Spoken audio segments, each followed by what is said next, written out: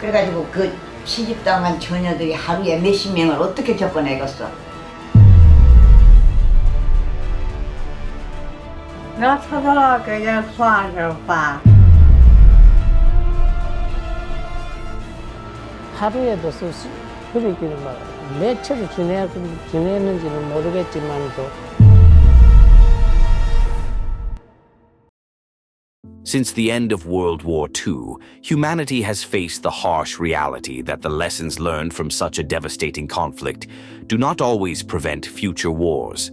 From the Korean War to the Vietnam War, from the conflicts in the Middle East to the recent war in Ukraine, it is clear that the specter of war continues to haunt our world. Each new conflict brings with it the potential for both the noblest acts of heroism and the darkest expressions of human nature. Today, as we witness the brutal conflict in Ukraine, we are reminded once again of war's unyielding capacity to reveal the extremes of the human condition. The invasion of Ukraine by Russia has been broadcast across every conceivable medium, television, the internet, and social media, allowing the world to witness the realities of war in real time. I think that's enough food to live somehow. I just want them not to shoot. I just want peace. This modern conflict, more than any in recent history, has exposed the brutal nature of war in a way that is both immediate and undeniable. The rapid spread of images and stories has had a profound impact on global consciousness, bringing the horrors of war into the living rooms of millions of people worldwide. This unprecedented level of exposure has also influenced international responses to the conflict. In contrast to World War II, where news of atrocities often took weeks or months to emerge, today's technology allows for almost instantaneous global awareness. This has both positive and negative implications. On one hand, it can galvanize international support and humanitarian aid. On the other, it can lead to desensitization or the spread of misinformation. For many, the images coming out of Ukraine are reminiscent of those from World War II, creating a bridge between the past and the present and forcing us to confront the question, have we really learned from history?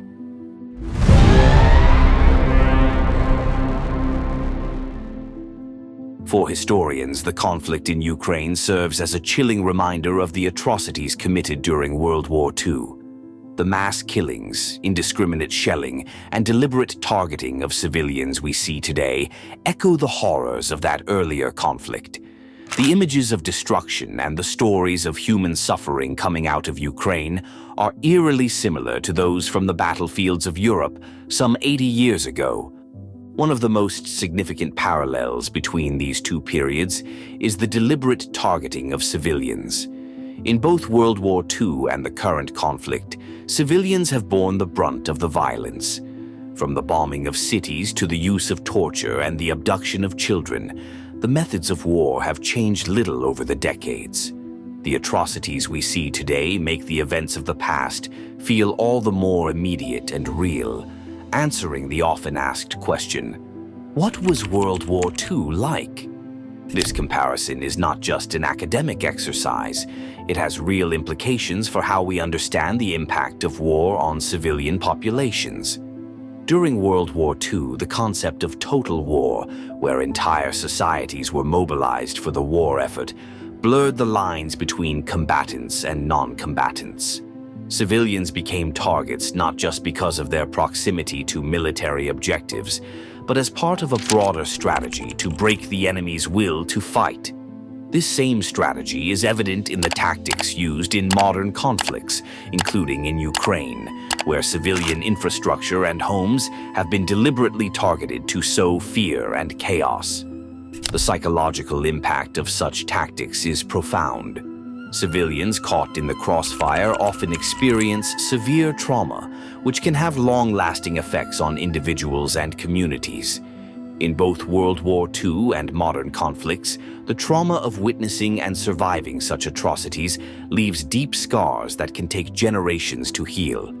The experiences of those living through these wars offer a stark reminder of the human cost of conflict and the enduring pain that follows in its wake. Ovo je plačeš tihenko.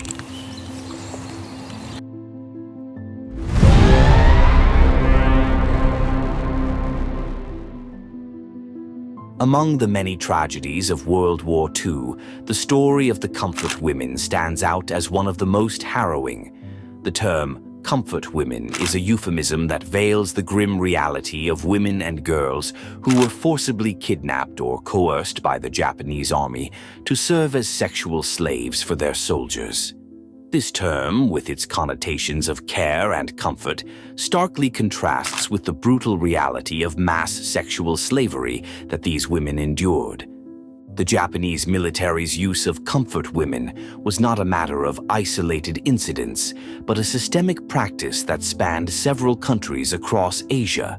Records of this atrocity exist in Japan, China, Korea, Indonesia, the Philippines, Malaysia, and Papua New Guinea, though they are often incomplete. These records offer only fragments of a story that Japan, even today, struggles to fully acknowledge. Over the past 2 decades, there have been greater efforts by the Japanese government to admit its military's guilt, issue apologies, and offer some form of restitution. However, for many of the surviving comfort women, these efforts have been insufficient, leaving deep wounds that have yet to heal. The term comfort women itself is a cruel misnomer. There was no comfort for these women, only suffering. The euphemism serves as a way to obscure the horrific nature of the crimes committed against them. It is important to confront the reality of what happened to these women by using language that accurately reflects their experiences. One grabbed me by my legs, and one grabbed me by my arms, and they threw me into the back of the truck. They were not comfort women. They were victims of a brutal system of sexual slavery, and their stories deserve to be told with the full weight of that truth.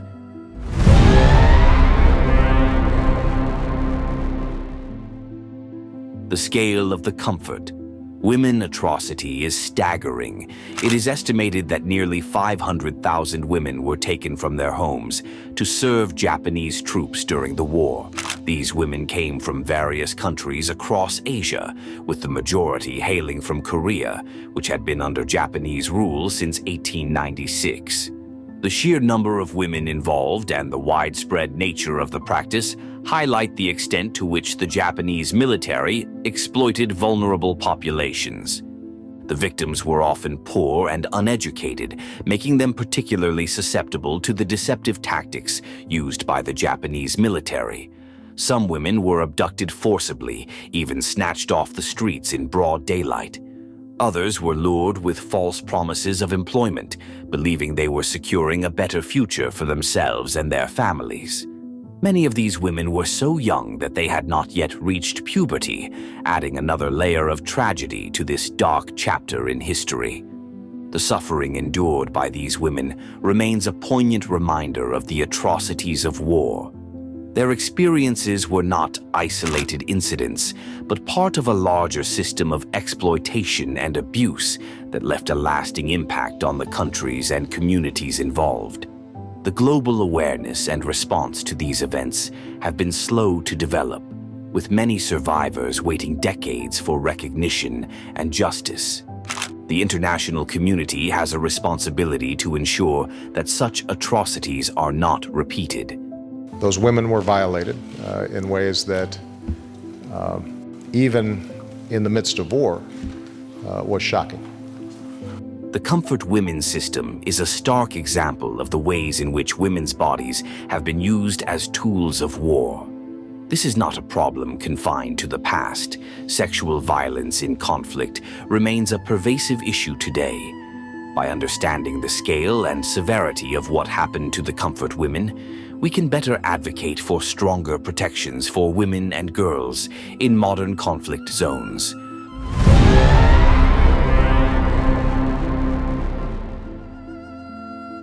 One of the most insidious aspects of the comfort women system was the use of deception to lure women into captivity. Many were promised jobs in nearby cities or even in Japan, only to find themselves trapped in a horrific system of sexual slavery. The Japanese military, often working with local collaborators, used a variety of tactics to recruit these women. In some cases, criminal gangs were involved, while in others, groups of men hired themselves out as contractors to the Japanese, agreeing to deliver a certain number of girls for a set price. The involvement of local collaborators adds a layer of complexity to this dark chapter. These individuals, often motivated by greed or fear, played a significant role in the exploitation of their own countrymen. This betrayal by their own people deepened the trauma experienced by the victims and created long-lasting divisions within communities. The moral and ethical implications of these deceptions are profound. The exploitation of vulnerable women for the purposes of war not only violated their basic human rights, but also undermined the very fabric of the societies from which they came. The betrayal these women felt from their own communities and countrymen added a deep layer of psychological trauma to their already harrowing experiences. This exploitation of trust left wounds that were not just physical, but also deeply emotional and spiritual, making the recovery process even more challenging.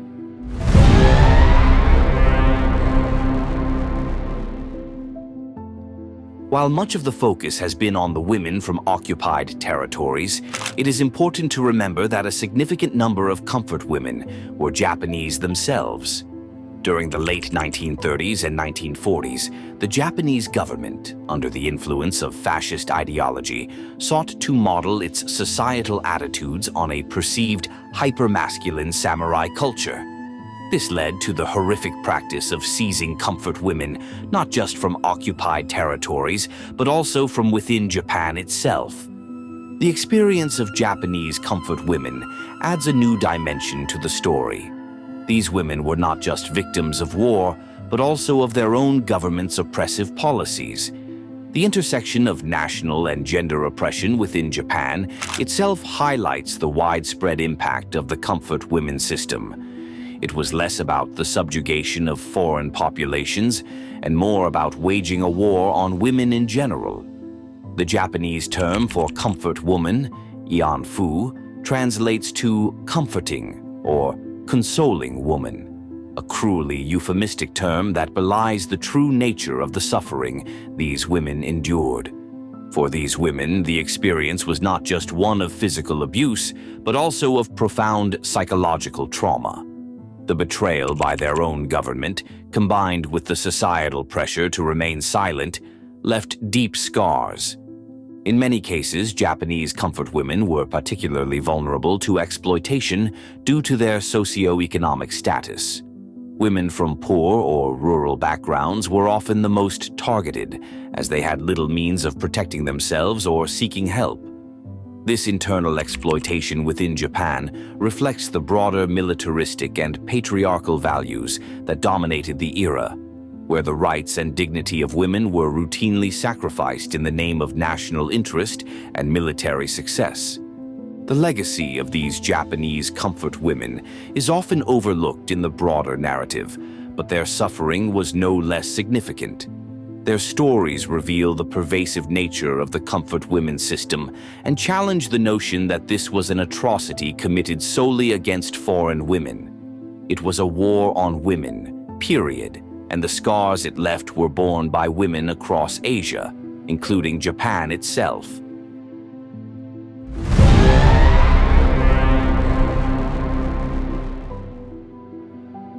The reality of life for the comfort women was far from the euphemistic comfort that the term suggests. The living conditions in the so-called comfort stations were often abysmal. These stations, which were little more than prisons, were frequently located just behind the front lines in war zones like China and the Pacific Theater.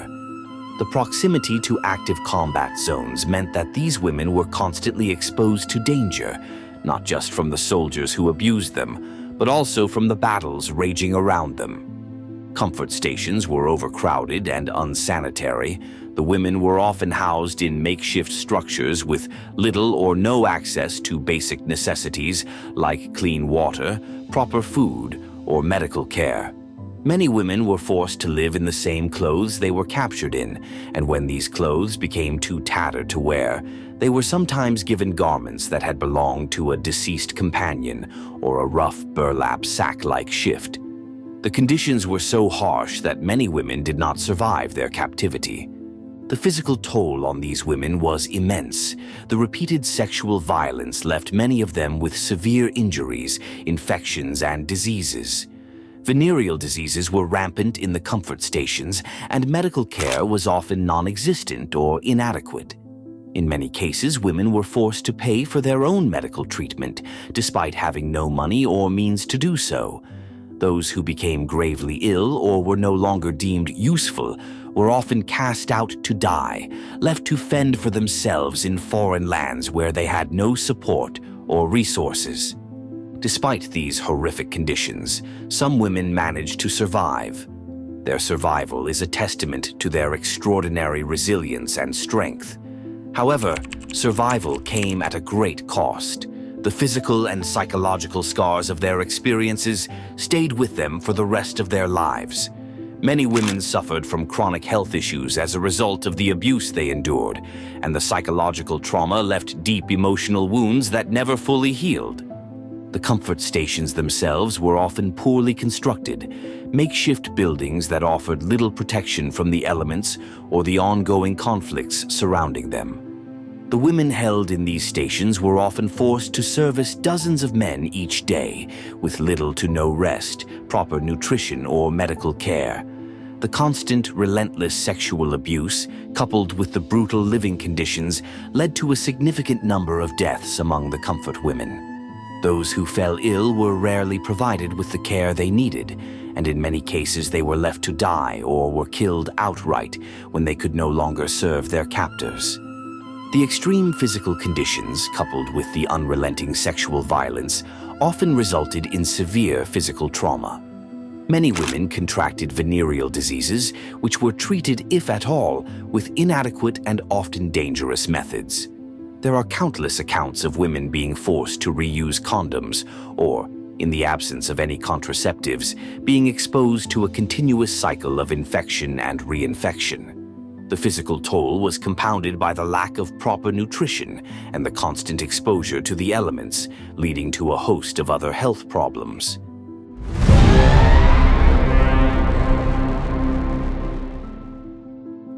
The atrocities committed against the comfort women did not go unrecognized by the international community, though the response has been a complex and protracted process.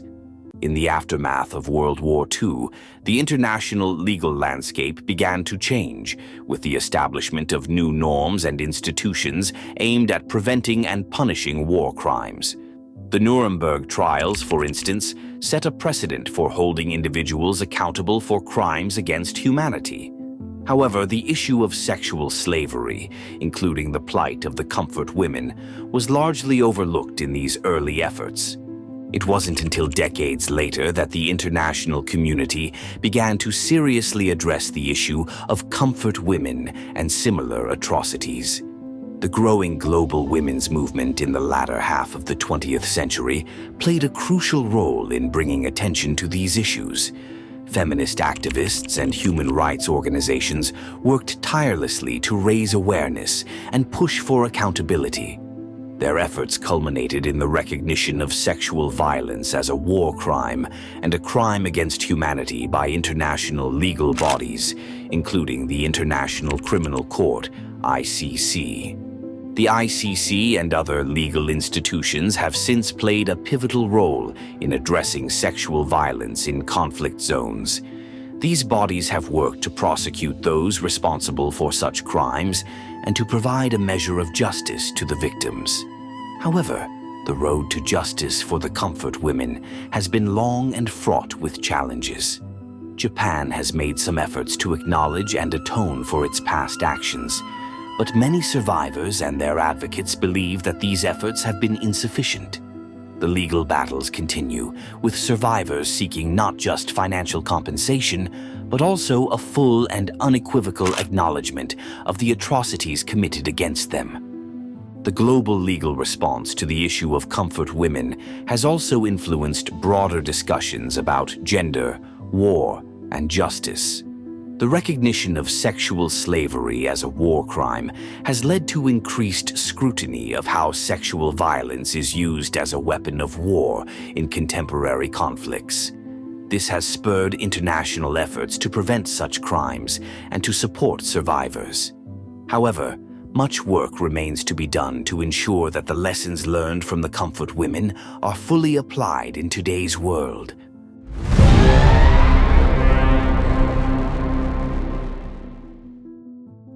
One of the most powerful aspects of the comfort women narrative is the personal stories of the survivors. These accounts provide a human face to the atrocities and help to convey the deep emotional and psychological scars left by their experiences. Many survivors have bravely come forward to share their stories, despite the immense pain and stigma associated with their past. Kim Hak-soon, one of the first comfort women to publicly speak out, described her harrowing experience with stark clarity.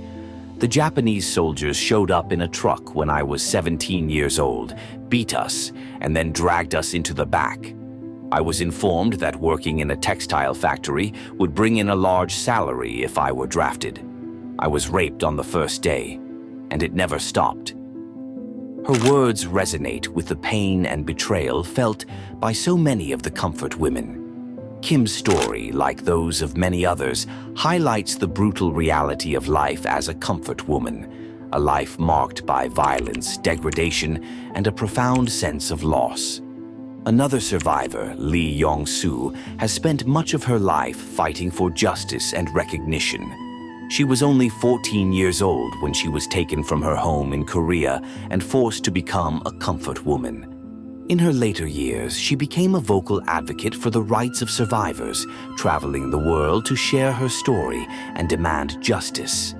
Her courage and determination have inspired many, and her testimony has been instrumental in bringing international attention to the plight of the comfort women. These personal accounts are crucial in understanding the full impact of the comfort women system. They reveal not only the physical and psychological trauma inflicted on these women, but also the enduring strength and resilience that many have shown in the face of unimaginable suffering. Their stories continue to be a powerful reminder of the need for justice and the importance of remembering the past to prevent such atrocities from happening again.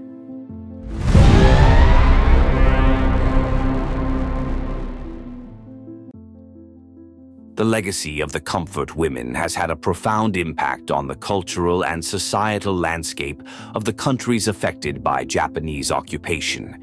In Korea, China, the Philippines, and other nations, the story of the comfort women has become a symbol of national trauma and resilience. This legacy is reflected in the art, literature, and films that have emerged in these countries, seeking to honor the memories of the survivors and to educate future generations about the atrocities they endured. In Korea, the comfort women issue is deeply intertwined with the country's broader historical narrative of resistance and survival under Japanese colonial rule. The peace statues erected outside Japanese embassies around the world serve as powerful symbols of the ongoing struggle for justice and recognition. These statues, depicting a young girl sitting in quiet defiance, have become iconic representations of the comfort women and their enduring fight for acknowledgement and reparation. The presence of these statues has sparked diplomatic tensions, particularly between South Korea and Japan, but they also serve as important reminders of the unresolved issues that continue to affect international relations. In literature and film, the stories of comfort women have been explored in various ways, often focusing on the personal experiences of the survivors.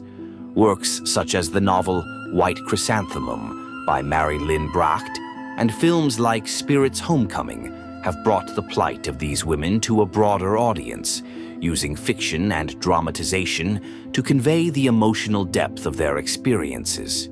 These cultural representations help to keep the memory of the comfort women alive and ensure that their stories are not forgotten. The cultural impact of the comfort women also extends to Japan, where there has been a growing movement to confront and acknowledge this dark chapter in the nation's history.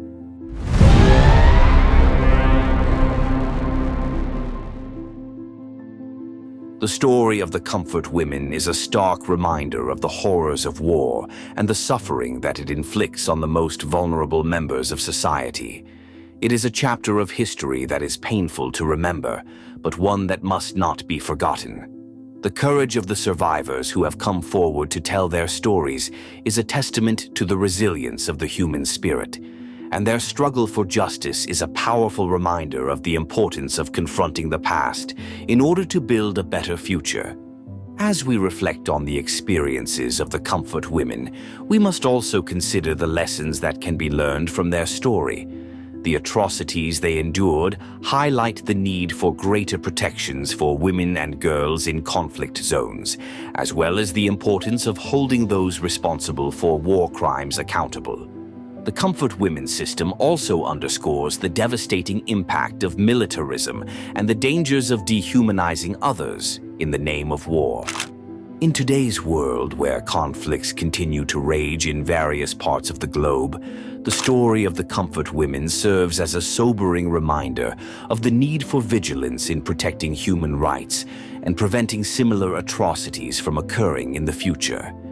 It is a call to action for all of us to remain informed, to speak out against injustice, and to work together to create a world where the dignity and rights of all people are respected and upheld. We must also challenge the conditions that allow such atrocities to occur, including the dehumanization of others in times of war and the unchecked militarism that often accompanies conflict.